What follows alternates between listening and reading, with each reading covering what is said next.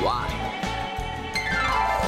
Alright, so this is Will Stewart from OnlineChessLessons.net taking a look at Game 1 of the poolside Blitz match I had this summer in Las Vegas after the National Open.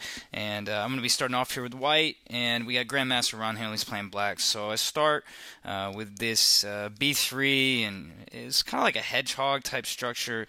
And Ron responds, pretty good plan for him, involving essentially like an accelerated King's Indian where he plays an early f5 and gets nice space on the king side and center. So my plan here is going to be revolving around playing on the queen side and also in the center, trying to gain some space. Here with 10a3, well, I'm thinking about this move right now. I'm trying to decide on a good plan, and I went with a3. Couldn't really figure out anything else. If I play d5, he's got knight e5. With a3, the plan is very simple, just to probably play b4 and b5. And so here, Ron is taking a good amount of time trying to figure out, we're both trying to play very forcing chess.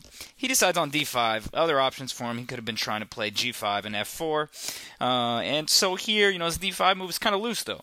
He doesn't have any pawns supporting it right now, and so I was really trying to figure out how can I exploit this. I still got to reckon with him playing g5 and f4, so white needs to really, I need to get my counterplay going. So here I played knight f4, got to play sharp. Grandmaster Henley's not, he's a very strong player, especially blitz player, and so with h4 I try to restrict him on the queen side, c6 he reinforces his center. So here, again, what to do for white. I ended up coming up with a pretty interesting idea here. But right now, if I castle, he plays h6 and g5. So here I played a4 to, okay, so b4, not really the priority. More, I want to undermine his control of the d5 square. And so he plays rook f7, anticipating. I play bishop a3, indirectly attacking d5 by attacking the knight on e7. So here, it looks like I'm doing pretty well. I got nice pressure in the center, but again, I have to be playing very quickly and putting a lot of pressure on Ron. He plays bishop f8, and so I actually went back here with bishop f1 as well. And so at this point, I think white is doing pretty well. He plays king g7. And now b4. So the bishop on f1, ready to jump in the game if he takes the pawn on c4. Now with b4, gaining space, preparing queen b3 and b5. So for him, I believe he comes up with a nice plan here with h6 and g5. Really, I don't really see much else for him. He plays a6 first, so he's going to be slowing me down on the queen side. It makes sense. Now if I play b5, he can play a takes b5, a takes b5. His rook on a8 suddenly jumps in the game. So right around here, I'm trying to figure out what to do. Queen b3, let's make a natural move. If you're confused, develop a piece, right?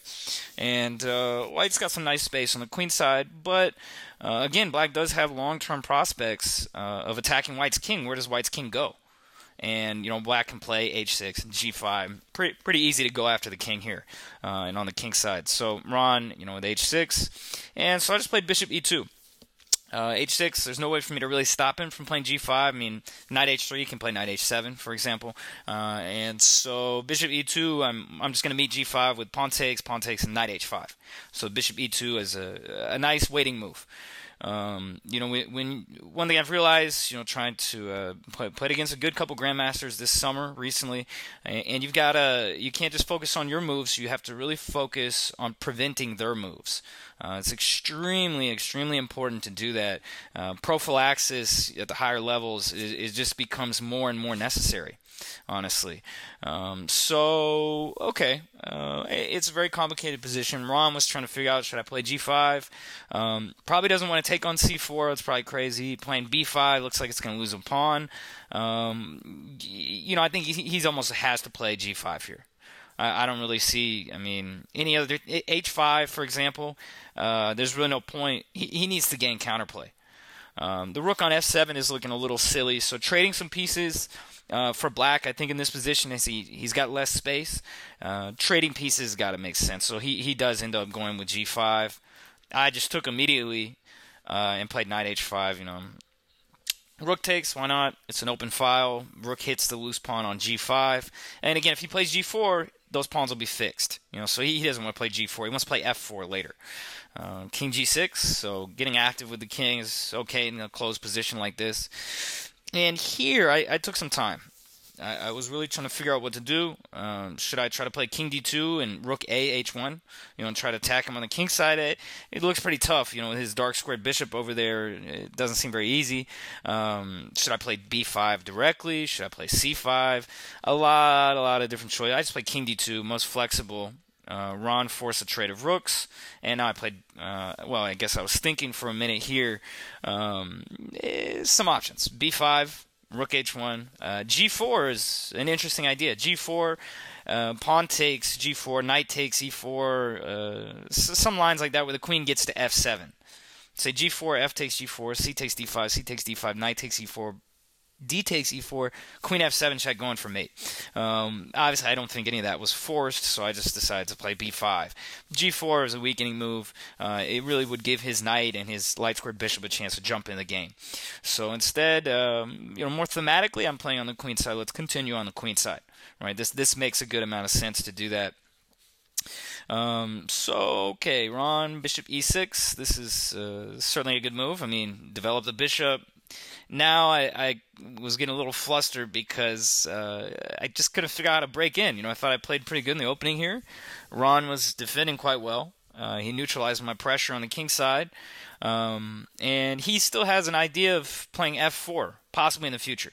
He's got to be careful now. In this position, g4 would have been... I think g4 is the best move because... Or c takes... I don't know. It's tough to say. But... Maybe not. G4, F4, C takes D5, Bishop takes D5 for black is interesting.